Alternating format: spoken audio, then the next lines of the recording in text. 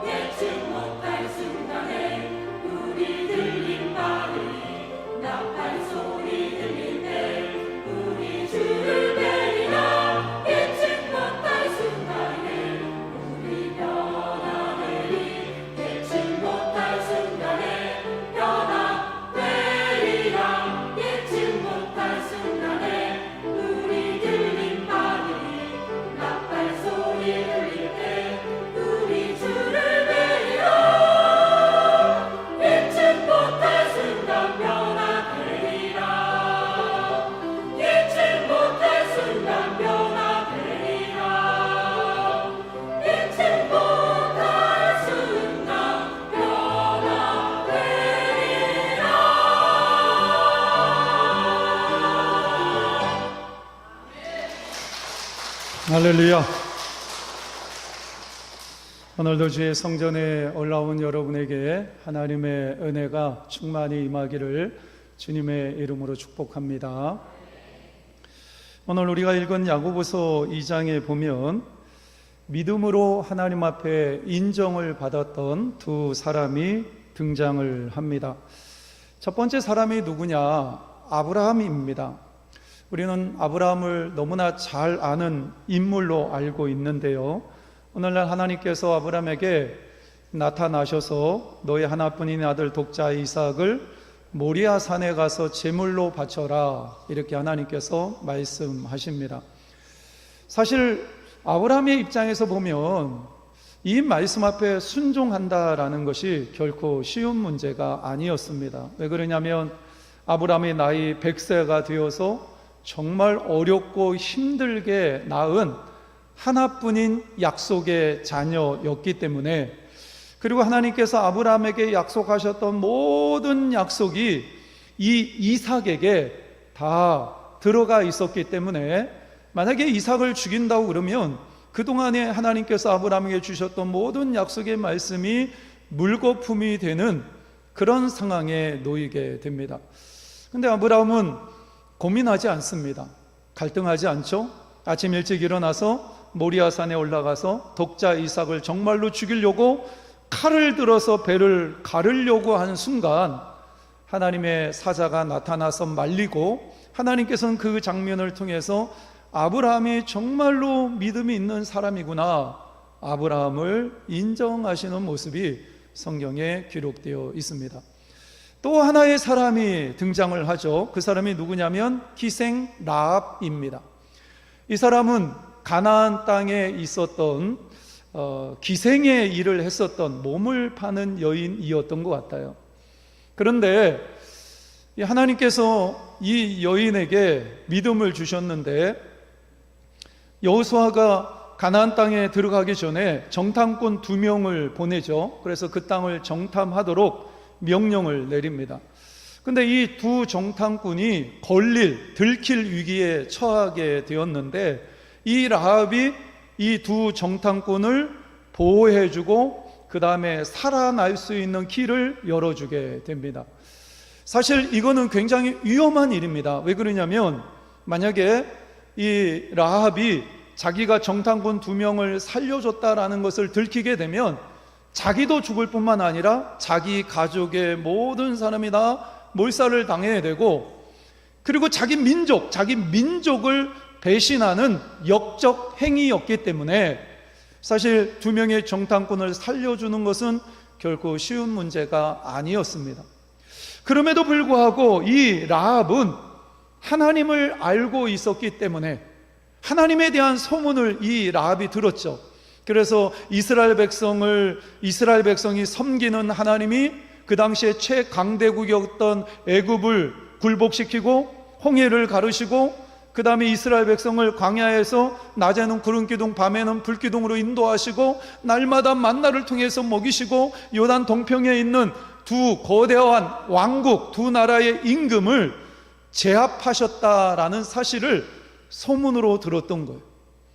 그 순간에 하늘을 지배하시고 땅을 지배하시는 산천하지의 하나님, 그 하나님을 이 라합이 믿기로 결단했고, 그 믿음 안에서 2명의 정탐꾼을 살려주는 결단을 했고, 하나님께서는 이 라합의 그 결단, 그 행함, 그것을 보시고 라합이 믿음이 있었다, 믿음의 여인이었다라고 인정을 하게 됩니다. 그래서 놀라운 것은요, 마태복음 1장에 보면 예수님의 족보에 이 여인의 이름이 들어가 있어요. 그리고 히브리서 11장에 보면 믿음의 조상들의 이름이 쭉 열거되어 있는데, 정말로 믿음이 좋은 사람들의 이름이 쭉 나옵니다. 아브라함, 모세, 다윗, 이런 정말로 믿음이 좋은 사람의 이름이 등장을 하는데, 그 이름 중에 기생 라합의 이름도 들어가 있었다라는 것. 하나님께서 이 라합의 믿음을 얼마나 기뻐하셨는가를 너무나 잘 알 수가 있습니다.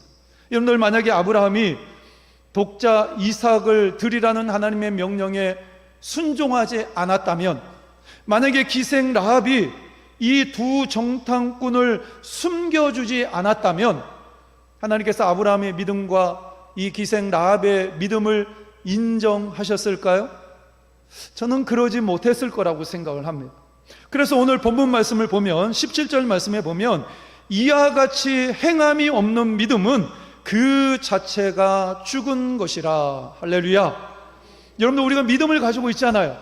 근데 겉으로 보기에는 그 믿음이 어떤 믿음인지를 우리가 구분할 수 없지만, 가만히 보면 살아있는 믿음도 있고 죽은 믿음도 있다라는 거예요. 그러면 죽은 믿음이 가지고 있는 특징이 뭐예요? 행함이 없다라는 겁니다. 하나님의 말씀을 듣습니다. 아멘, 할렐루야, 결단합니다.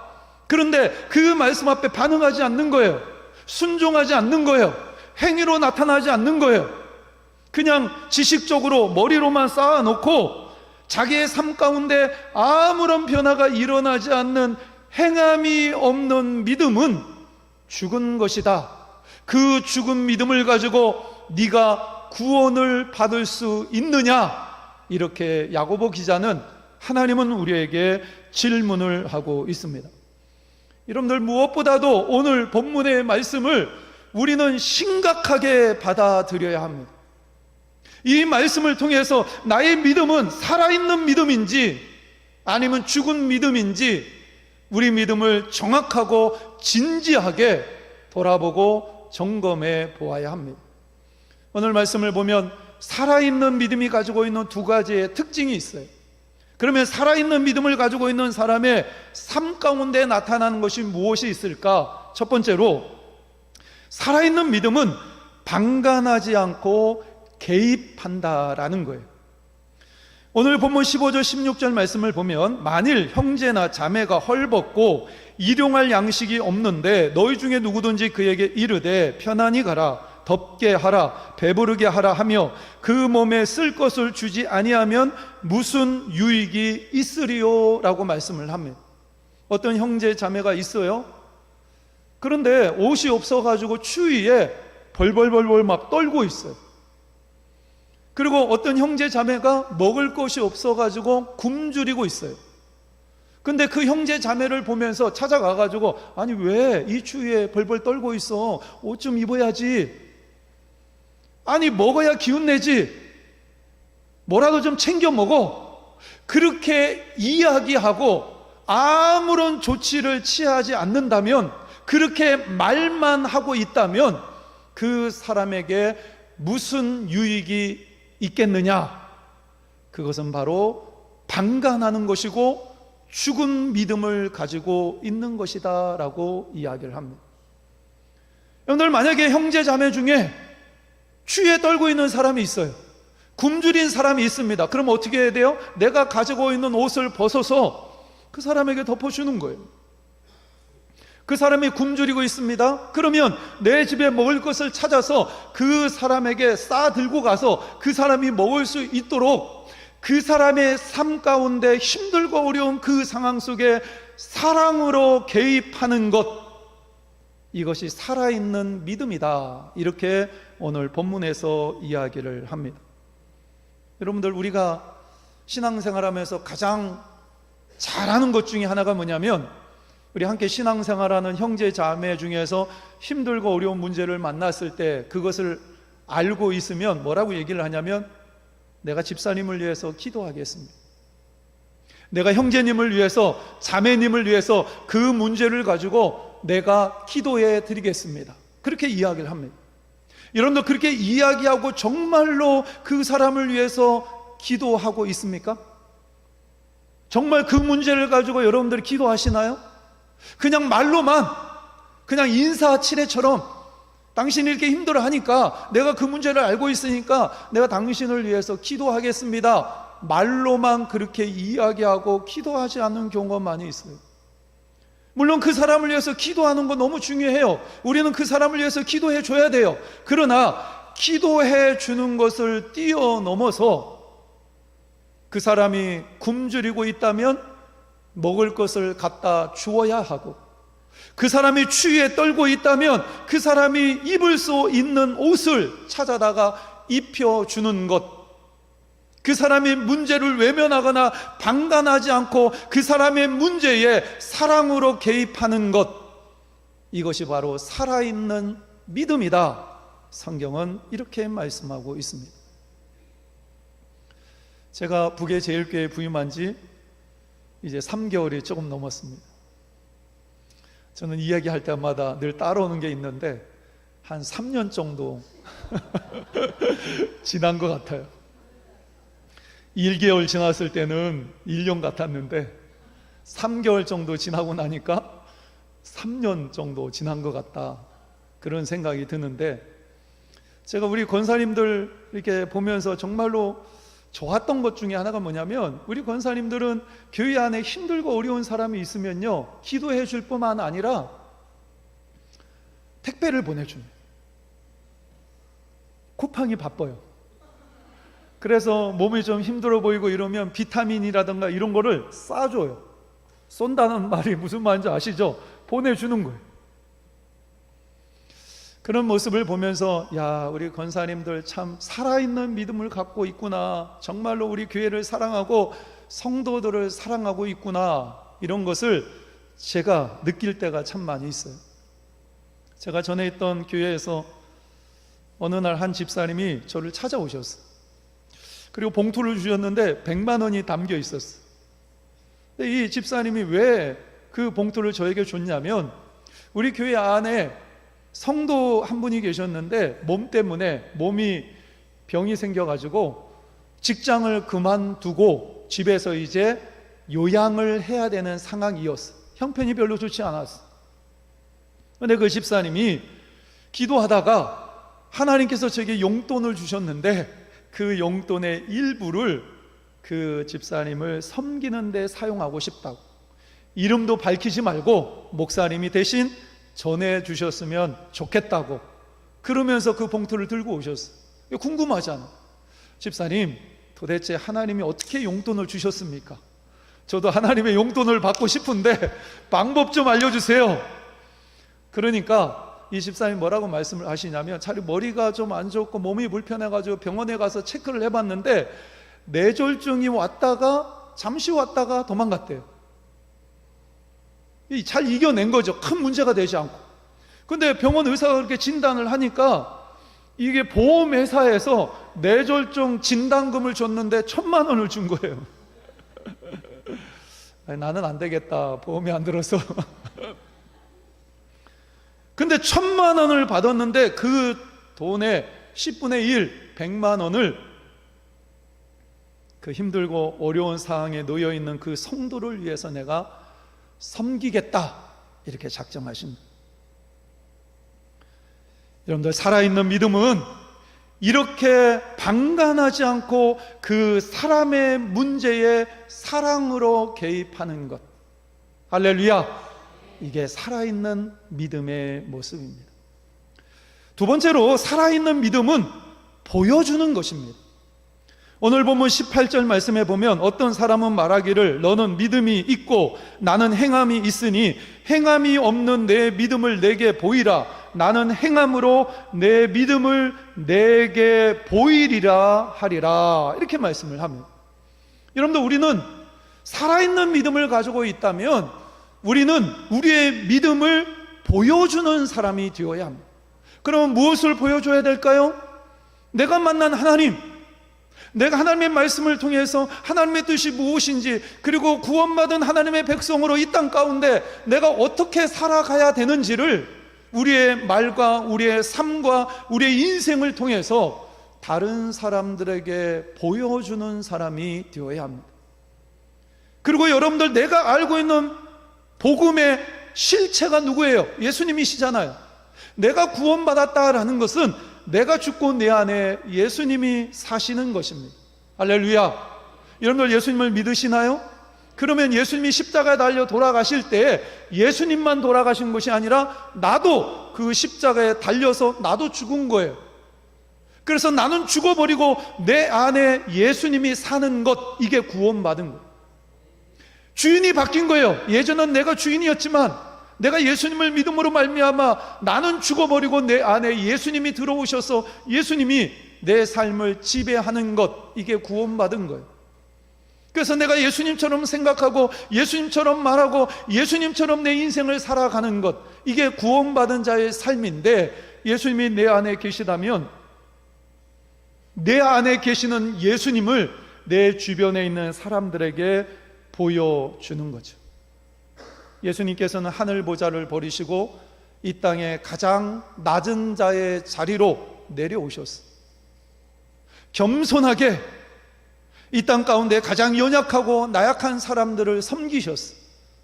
고아를 가까이 하시고 가부를 가까이 하시고 문제 있는 사마리아 여인을 찾아가시고 그래서 그들의 병을 치유하시고 그들의 문제를 해결해 주셨어요.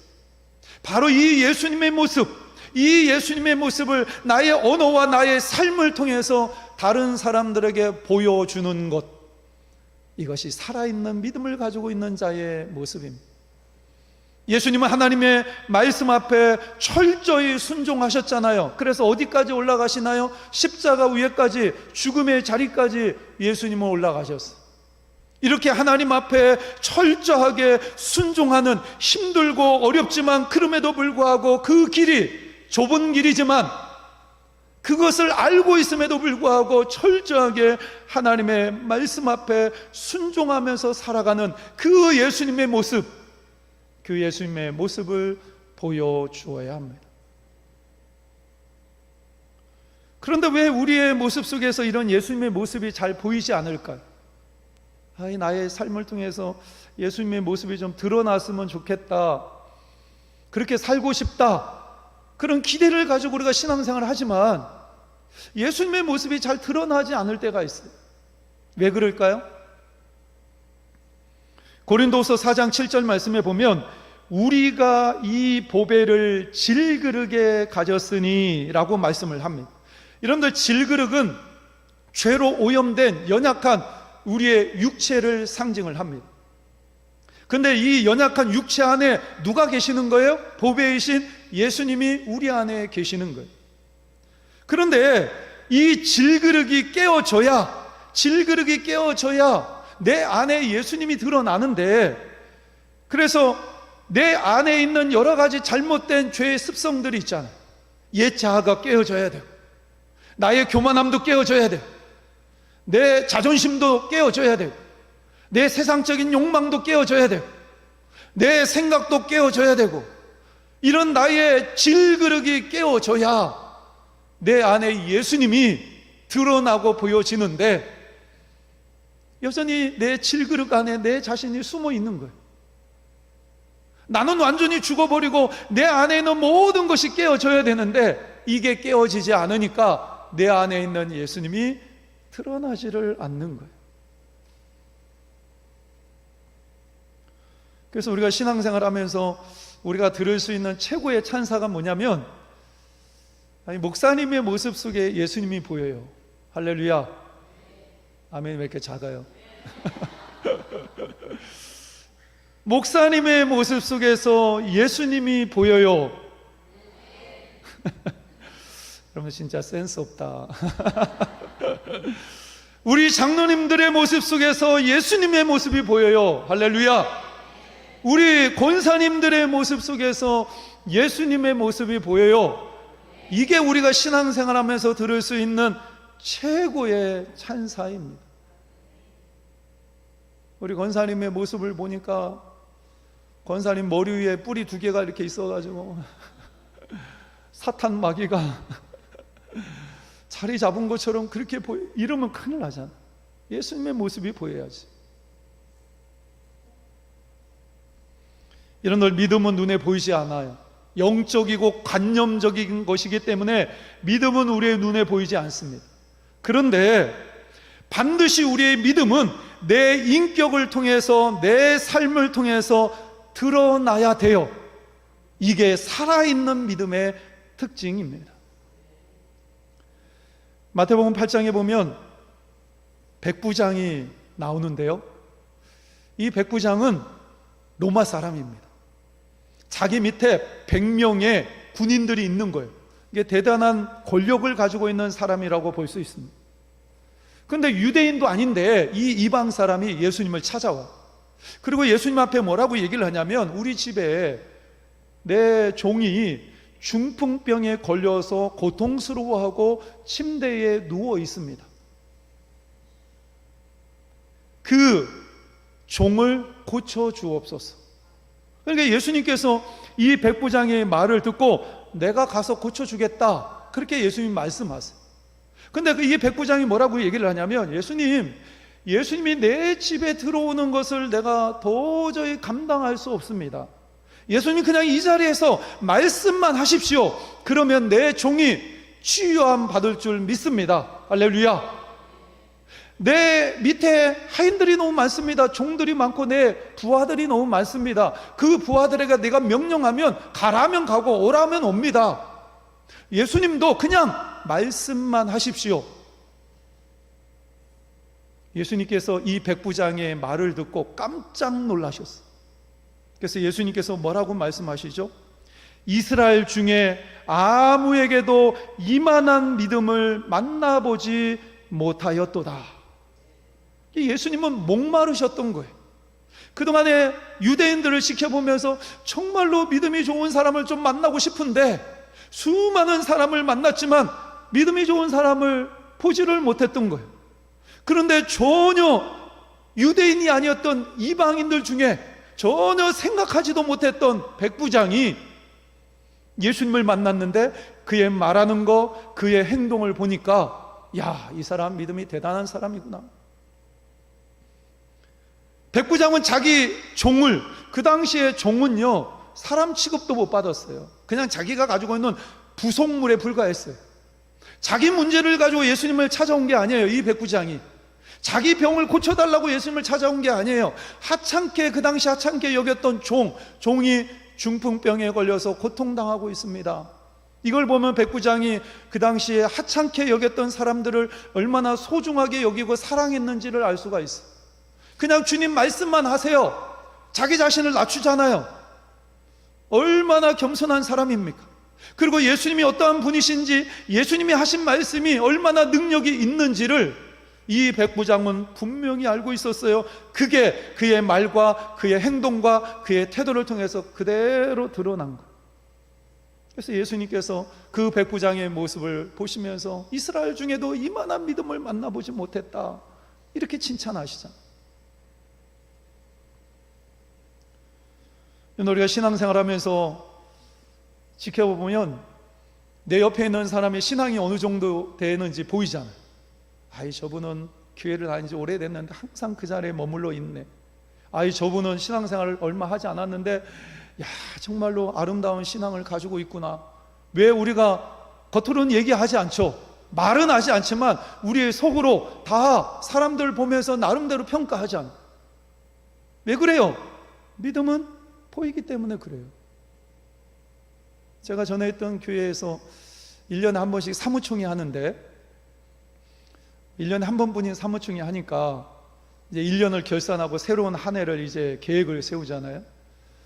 근데 어떤 교회는 막 사무총회 하면 막 2시간씩 해요. 그럼 왜 이렇게 싸우는지, 사무총회 하면서. 저는 교회 안에서 드려지는 예배도 은혜로워야 되지만 교회 안에서 이루어지는 모든 만남, 모든 회의도 은혜로워야 된다라고 생각을 해요. 전에 있던 교회에서는 사무총회 한 20분이면 했어요. 지난 1년 동안 하나님이 우리를 얼마나 축복해 주셨는지 보면, 자료를 보면 알 수가 있잖아요. 결산하고 이러면. 그리고 내년도에는 또 새로운 계획을 가지고 새로운 일꾼들이 세워져서 일하게 될 건데 하나님이 어떻게 역사하실지 기대하는 마음으로, 감사하고 기대하는 마음으로 사무총회를 진행하는 거예요. 근데 사무총회 하면서 한 가지 했던 게 뭐냐면, 교인들에게 지난 1년 동안 신앙생활하면서 가장 아름답게 신앙생활했던, 나에게 도전을 주었던 사람 이름을 한 사람씩 적으세요. 무기명으로 투표해요. 그러면요, 사람들이 이름을 적잖아요. 나중에 이제 다 통계를 내가지고 들고 와서 보면 재밌는 게 뭐냐면, 제가 1년 동안에 목회를 하면서 야, 저분 정말 신앙생활 오래 정말 열심히 잘하네, 이렇게 생각했던 사람이 거의 100% 당첨이 됩니다. 이게 저만 성도들을 보는 게 아니라는 거죠. 함께 신앙생활하는 모든 성도들이 말은 하지 않지만, 아, 저분 정말로 신앙생활 열심히 하시는구나, 저분의 말과 저분의 삶, 저분이 인생을 살아가는 모습을 보니까 정말로 하나님 앞에서 아름답게 신앙생활을 하고 있구나 보이는 거죠. 야고보는 오늘 18절 말씀에 이렇게 도전을 합니다. 나는 행함으로 내 믿음을 내게 보이리라. 여러분들 얼마나 당당해. 예수 믿는 사람이 하나님의 백성으로 어떻게 살아야 되는지 내 언어를 지켜봐, 내 삶을 지켜봐, 내가 내 시간을, 내 물질을 어떻게 사용하는지 나를 지켜봐. 내가 인생을 살아가면서 다른 사람들과 어떤 관계 속에서 살아가는지, 내가 사람들을 어떻게 대우하는지, 내 주변 사람들이 나를 어떻게 평가하는지 지켜봐. 나는 내가 있는 이 믿음, 살아있는 이 믿음을 나는 너희들에게 보여줄 거야. 야고보가 이렇게 당당하게 이야기하는 거예요. 여러분들, 살아있는 믿음은 말로 끝나지 않아요. 그래서 예수님도 이 땅에 오셔서 굶주린 자에게 먹을 것을 주시고 병든 자들을 치료하시고 그리고 힘들고 어려운 자들이 있다면 예수님께서 외로운 자들을 찾아가시잖아요. 그들을 만나주시고 격려하시고 그들의 문제를 해결하시잖아요. 예수님도 살아있는 믿음, 보여주는 믿음, 이런 믿음을 가지고 사셨어요. 그래서 신앙생활은 점만 찍어서는 안 되고 선으로 연결되어져야 합니다. 무슨 말인지 아세요? 점만 찍으면 안 돼요. 주일날 와서 그냥 한번 예배 드리는 것으로 내 신앙생활 다 끝났다, 이게 아니라 주일날만 점을 찍는 것이 아니라 월요일도 점을 찍고 화요일도 점을 찍고 수요일도 점을 찍어서 그 점이 하나로 선으로 연결되어져야 돼요. 단순히 그냥 예배당에 와서 예배 드리는 것으로 끝나는 것이 아니라 그 예배당을 넘어서 여러분의 일상에서 하나님의 말씀 앞에 순종하는 삶, 거룩한 삶을 여러분의 가정에서, 여러분의 직장에서, 여러분이 만나는 모든 사람들을 통해서 보여주어야 여러분의 신앙이 살아있는 믿음이 되는 것입니다. 여러분들 따라해 보세요. 살아있는 믿음은 보입니다. 살아있는 믿음으로 살아갑시다. 여러분의 삶을 통해서 여러분의 믿음이 살아있음을 여러분의 행위를 통해서 날마다 증명하시면서 살아가시는 여러분 모두가 되시기를 주님의 이름으로 축복합니다. 우리 이 시간 함께 통성으로 기도하도록 하겠습니다. 오늘 하나님이 우리에게 주신 말씀이 있을 겁니다. 하나님은 행함이 없는 관념적이고 지식에 머문 바리새인과 같은 죽어있는 믿음으로 살지 말고 아브라함처럼 라합처럼 행함이 있는 믿음으로 살라라고 요구하고 계십니다. 살아있는 믿음은 힘든 형제 그리고 고통 가운데 있는 자매, 그들의 삶에 구체적으로 방관하지 않고 사랑으로 개입하는 것입니다. 그리고 나의 언어와 나의 삶을 통해서 예수 그리스도를 보여주는 것입니다. 이런 삶을 살 때 가장 먼저 내가 변화되고, 내가 변화되면 우리의 가정도 변화되고 우리 교회도 변화되고 이 나라 이민족도 변화되는 거예요. 이것이 살아있는 믿음의 능력입니다. 우리는 이런 믿음의 능력을 경험하면서 살아가야 합니다. 이 시간 기도하실 때 하나님 살아있는 믿음으로 살게 하여 주옵소서. 하나님 죽어있는 믿음이 아니라 단순히 그냥 머릿속으로 하나님의 말씀을 담아놓고 그렇게 살아가는 것이 아니라 교회 안에만 머물러 있는 신앙이 아니라 내 가정에서, 내 일터에서, 내 직장에서 내가 만나는 모든 사람을 통하여 드러나고 보여지는 그러한 믿음이 되게 하여 주옵소서. 우리 함께 이러한 기도의 제목을 가지고 통성으로 기도합니다. 하나님 아버지 감사합니다. 오늘도 귀한 말씀을 주셔서 감사합니다. 하나님 살아있는 믿음으로 살기를 소망합니다. 아버지 하나님 살아있는 믿음으로 살기를 소망합니다.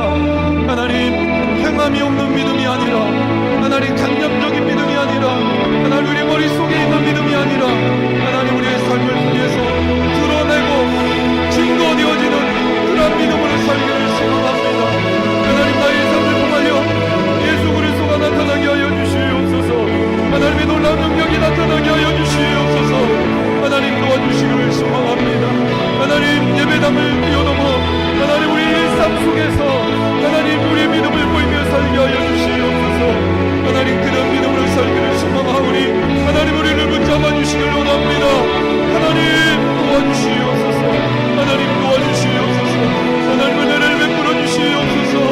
하나님 아브라함처럼 노아처럼 힘들고 어려운 가운데도 하나님의 말씀 앞에 순종하며 하나님 우리의 믿음이 살아있음을 증명하며 살게 하여 주시옵소서.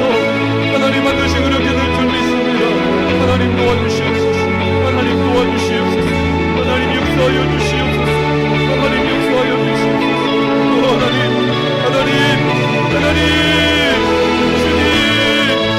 주님 아버지 하나님 도와주시옵소서.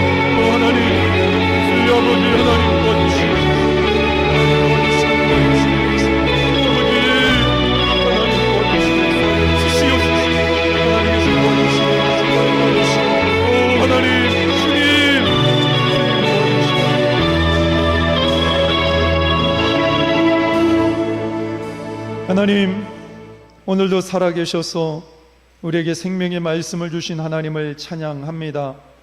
아브라함과 라합이 힘들고 어려운 가운데도 하나님의 말씀 앞에 순종하며 행함으로 자신의 믿음을 증명했던 것처럼 저희들도 그런 살아있는 믿음으로 살게 하여 주옵소서. 형제 자매의 어려움을 방관하는 것이 아니라 사랑으로 개입하고 우리의 언어와 우리의 삶과 관계 속에서 예수 그리스도를 드러나게 하여 주시옵소서. 살아있는 능력의 삶을 살게 하여 주시옵소서. 귀하신 예수 그리스도의 이름으로 기도하옵나이다. 아멘.